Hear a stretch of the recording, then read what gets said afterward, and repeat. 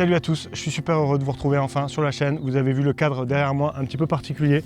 Vous voyez sans doute le Pic Saint-Loup derrière moi pour changer, pour reprendre les vidéos. Pourquoi pas ce nouveau cadre. Je suis quelques jours dans le sud de la France, j'en profite pour reprendre les vidéos après cette longue période d'arrêt. Vous l'avez vu sur la chaîne, alors il y a eu deux projets évidemment ces dernières semaines, à la fois le projet sur Antoine, le projet également sur l'Ultra Trail de Clécy, l'Ultra Trail scientifique de Clécy. C'était des projets un petit peu plus doc que vous retrouverez plus l'année prochaine sans doute sur la chaîne ici. C'est des choses que j'ai envie de faire plus en longueur, mais c'est pas vraiment le sujet aujourd'hui de la vidéo. On n'est pas loin de Noël, il y a plein de choses, de matos que j'ai envie de parler. L'ADN de la chaîne, c'est aussi de parler de matos, donc aujourd'hui on reprend les vidéos matos. On va reparler aujourd'hui de la Saucony Endorphin Edge, une des dernières chaussures de trail de chez Saucony dont j'ai envie de vous parler depuis quelques temps maintenant. Avant toute chose, je voulais quand même vous remercier énormément pour tous vos retours sur ces derniers projets que j'ai pu vous publier sur la chaîne, à la fois le doc sur Antoine et à la fois le doc sur Clécy. C'est hyper cool d'avoir tous ces retours et forcément ça motive à faire plus de choses de la sorte pour l'année prochaine et essayer de trouver des budgets pour faire ça et allouer du temps à ça. Là on va reprendre un petit peu ces prochaines semaines avec beaucoup de vidéos matos. Tellement de retard et c'est aussi l'ADN, comme je vous le disais, de la chaîne, donc on va parler de matos, notamment aujourd'hui. J'ai donc dans les mains une des dernières chaussures de trail de chez Saucony, les Saucony Endorphin Edge, une chaussure que j'ai vue il y a quelques mois maintenant à la Western States avec Alisa McDonald qui a fini deuxième de la Western States cette année chez les femmes.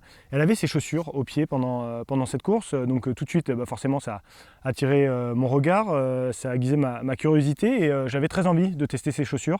Je les ai maintenant depuis quelques semaines, quelques mois même. J'ai pas mal couru avec, notamment dans cet environnement ici dans le sud de la France, avec des chemins un peu plus roulants que ce que je peux avoir chez moi à Beaufort et dans le Beaufortin de manière générale dans les Alpes. Ces chaussures rejoignent maintenant une liste quand même assez importante de chaussures de trail avec des plaques carbone. Je pense évidemment au K-Tectonics que j'ai également testé cette année sur la chaîne. Je pense aussi au North Face, les Vective de North Face que j'avais également testé à l'époque sur la chaîne.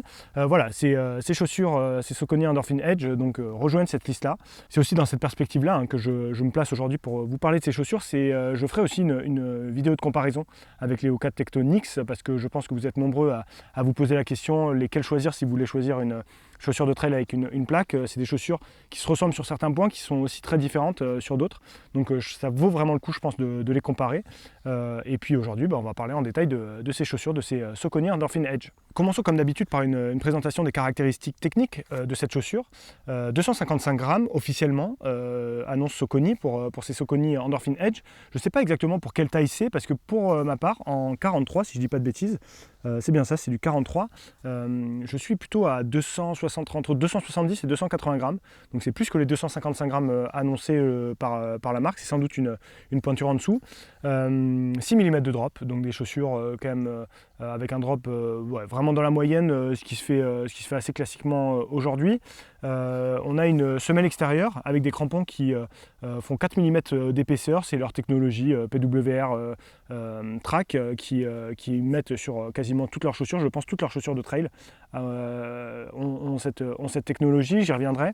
Évidemment, on retrouve également leur mousse assez caractéristique, la PWR Run PB, qu'on retrouve également sur la gamme Endorphin sur route, donc que ce soit les Endorphin Pro, les Endorphin Speed notamment. Ça aussi j'y reviendrai, c'est un des points importants de cette chaussure. Il y a donc une plaque carbone à l'intérieur, mais pas n'importe quel carbone, là aussi j'y reviendrai. Une plaque carbone qui est fournie par Carbitex, et puis après un lassage assez classique dont on a l'habitude chez Saucony, une tige là aussi assez classique on peut retrouver notamment sur les autres modèles trail de la gamme. Je pense au Xodus, je pense évidemment au Peregrine. Je vous ai donné les caractéristiques techniques, passons maintenant à ce que je pense de cette chaussure. Je crois que j'ai entre les mains sans doute la chaussure de trail qui se rapproche le plus de ce que je peux connaître sur les chaussures de nouvelle génération en route, et notamment avec des plaques carbone évidemment. C'est tout de suite ce qui m'a sauté à l'esprit quand j'ai mis ces chaussures et que j'ai couru avec la première fois. Vous allez le voir au cours de mon avis, j'ai vraiment des avis positifs sur certains points. J'ai aussi des vraies limites sur d'autres, mais globalement, je crois que je tiens entre les mains la chaussure la plus performante. Si on parle vraiment de performance pure, c'est sans doute la chaussure la plus performante aujourd'hui sur le marché. Il y a des chaussures qui sont, je trouve, un peu plus dynamiques. Il y a des chaussures qui sont évidemment plus légères, hein, je pense notamment à la gamme Pulsar, la Pulsar chez Salomon. Mais pour le coup, je trouve qu'en termes purement de retour d'énergie, je crois que c'est la chaussure la plus performante aujourd'hui sur le marché. Ce retour d'énergie, il est évidemment dû à cette combinaison entre cette mousse PW Run PB, une mousse vraiment hyper réactive, relativement ferme aussi. Faut s'attendre à avoir un amorti qui est relativement ferme. C'est ce qui permet aussi ce retour d'énergie. Et cette plaque carbone Carbitex dont je vous parlais, qui a une petite particularité. Carbitex, je ne sais pas si vous connaissez, il travaille avec Scott notamment, il travaille également avec Adidas, avec de plus en plus de marques. Carbitex, c'est un peu une entreprise comme Vibram, comme Gore-Tex. C'est des entreprises qui qui mettent à disposition des technologies à d'autres marques de type Saucony. Et donc Saucony a décidé de se fournir chez Carbitex pour la plaque carbone. Et leur plaque carbone, Carbitex, ils ont la particularité de vraiment s'adapter à la vitesse à laquelle on court et à la puissance qu'on va mettre dans la foulée. C'est une des particularités qui permet, vous savez, souvent on parle avec les chaussures carbone qu'il faut courir à une certaine allure pour vraiment pouvoir exploiter leur potentiel. Ces plaques carbone Carbitex ont la particularité que même si on court à des vitesses faibles, de pouvoir s'adapter et plus on va solliciter la plaque carbone, plus elle va réagir. C'est ça qui est hyper intéressant, c'est des technologies qui sont quand même maintenant hyper poussées. Et à chaque fois que j'ai en main une chaussure avec une plaque carbone Carbitex, je trouve que vraiment on a cette sensation-là d'une forme d'adaptabilité de la chaussure et c'est hyper intéressant. C'est donc la grosse particularité de ces Saucony Endorphin Edge, je trouve. C'est une chaussure hyper performante dès lors qu'on va avoir des sentiers qui nous amènent à courir.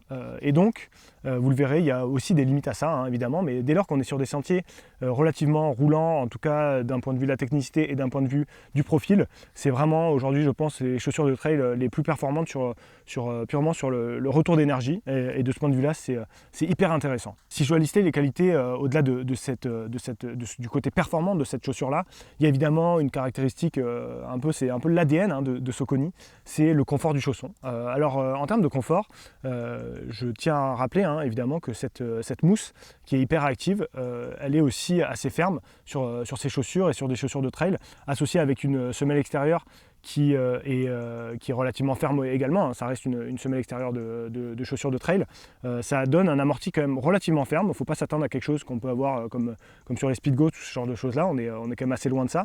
Mais pour autant, globalement, le confort est au rendez-vous, hein. Le chausson chez Saucony est vraiment hyper confortable. À noter que là, c'est du 43, je vous le disais. En termes de chaussant, moi je trouve que ça chausse quand même assez grand, assez large.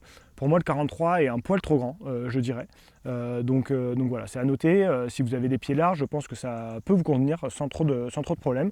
Et c'est une chaussure qui taille globalement assez grand, je trouve. Cette Saucony Endorphin Edge, elle a donc quand même des grosses qualités, elle est quand même très performante. Je prends quand même vraiment beaucoup de plaisir à courir avec dès lors que j'ai envie de faire des séances un peu rythmées et que je suis sur des sentiers, c'est vraiment hyper agréable. Pour autant, elle a aussi des limites. C'est une chaussure qui finalement n'est pas si polyvalente que ça, dans le sens où, je vous le disais, elle est vraiment destinée plutôt à des chemins pas trop pentus. Alors je dis pas des chemins plats du tout, mais des chemins avec des pourcentages de pente relativement correct, convenable en tout cas.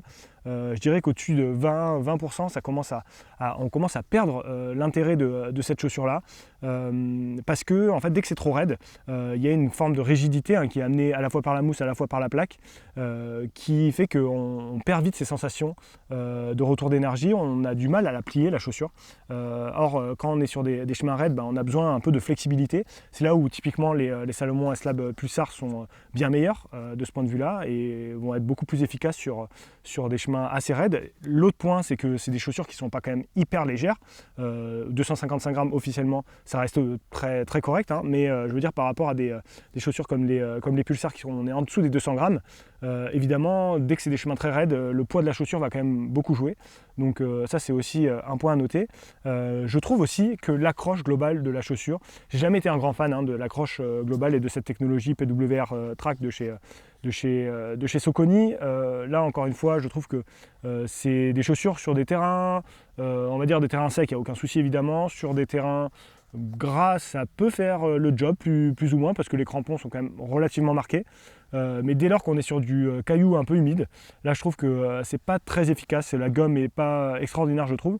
Donc c'est quand même une petite limite pour moi de la chaussure. Je trouve aussi dans les limites de la chaussure, alors est-ce que c'est une limite? Je pense, hein, c'est que c'est une chaussure qui est quand même vraiment exigeante, je trouve, musculairement. J'avais été surpris, alors je l'avais mise notamment là quand j'ai repris le sport il y a quelques semaines, après une grosse coupure de 5 semaines. J'ai trouvé que musculairement, elle était très exigeante, cette chaussure-là, plus que d'autres chaussures avec plaques que j'ai pu tester, notamment en trail. Et donc ça, voilà, faut s'y attendre, hein, c'est des chaussures quand même relativement exigeantes de ce point de vue-là. Et donc l'amener sur vraiment une longue distance, je me demande un petit peu ce que ça peut donner. Elisa McDonald, hein, avec la Western State, a montré qu'on peut courir 100 miles et faire une énorme performance avec ses chaussures, hein, évidemment. Donc c'est possible, toujours. Mais voilà, il faut quand même garder ça en tête. C'est pas des chaussures hyper accessibles non plus, je dirais. Je trouve que musculairement, ça reste quand même assez exigeant. Enfin, je voulais parler du prix, évidemment, 230 €. Là, on est vraiment dans ce qui se fait le plus cher aujourd'hui sur le marché du trail. 230 €, ça commence à vraiment chiffrer. Pourquoi 230 €? Notamment pour cette plaque carbone de chez Carbitex, hein. C'est pas déjà, le carbone aujourd'hui, ça coûte vraiment cher. En plus, avec cette technologie fournie par Carbitex, c'est des produits qui valent encore plus cher. Donc, c'est quand même une chaussure qui coûte vraiment cher. En termes de durabilité, là, comme je vous le disais, je pense que je suis pas loin des 200 km. Je vous ferai des gros plans sur la chaussure, mais ça me paraît vraiment correct. Mais pour le coup, voilà, 230 € quand même, faut les sortir. Maintenant, habituez-vous, hein, à ces prix malheureusement. Ça va être de plus en plus le cas. Là, j'ai un peu les prix qui vont sortir pour les années qui viennent. Ça va être autour de 200 et plus. Hein, donc voilà, ça va être malheureusement dans le haut du panier, mais il va falloir s'y habituer. Pour conclure, cette Saucony Endorphin Edge, comme vous l'aurez compris, hein, je suis quand même très positif dans l'ensemble. Une super chaussure, très performante pour courir vite sur des sentiers qui le permettent. Donc des sentiers avec des pourcentages de pente relativement convenables. Dès que ça va être technique, dès que ça va être dans des chantiers un petit peu avec des cailloux, ce genre de choses, l'accroche n'est pas la meilleure, la précision de l'appui n'est pas le meilleur.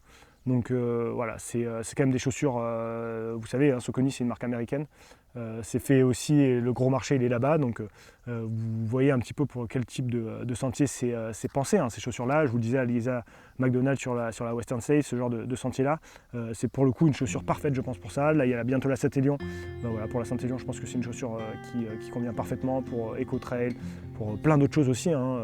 Faut pas se contenter de ces parcours-là, mais globalement elle a quand même aussi quelques limites forcément, et faut savoir quand on l'achète un peu ses limites, mais globalement sinon c'est une chaussure hyper performante, donc vraiment un avis quand même globalement très positif sur ces Saucony Endorphin Edge, avec toujours en gardant en tête ces quelques limites, mais une super pompe, et j'ai très hâte, j'espère que j'aurai l'occasion de tester la gamme Route, Endorphin Route, donc que ce soit les pros, les speed peut-être, et vous faire un petit peu la comparaison avec tout ça.